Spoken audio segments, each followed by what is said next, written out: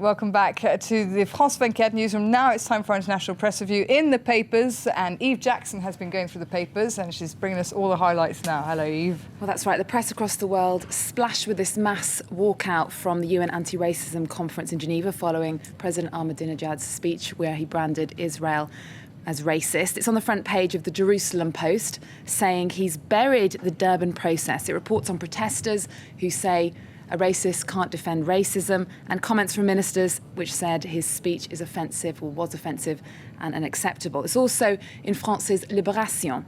It's also on the front page. It talks of an appalling start to the conference with an anti-Semitic speech.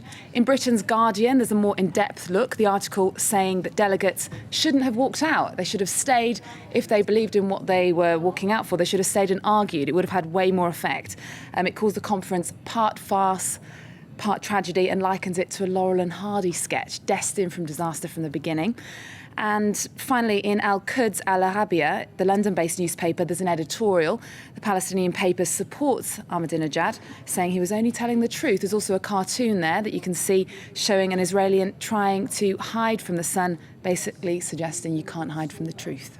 Okay, thank you very much. There's a full wrap of how from Israeli press to Arabic newspapers are covering that one. Let's move on, because in terms of discrimination, I gather you've got a story for us about gays being arrested. Well, that's right. Something dominating the press in Senegal is the release of 9 men who were imprisoned for 6 months for being gay. Let's start with Sud Quotidien. It talks about the details of the case.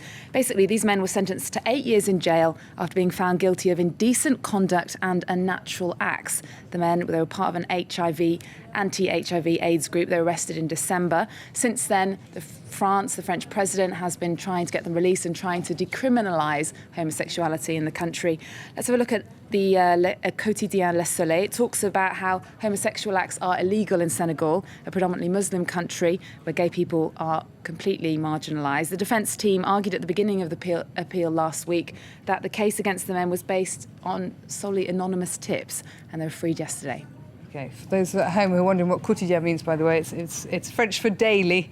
Okay, let's move on. Swapped at birth, I see down on the list. Well, now, there's a story in Spain's El Mundo, and there's an article telling of 2 babies who were swapped at birth in Russia. What's interesting here is one of these children was Russian and the other one was Chechnyan.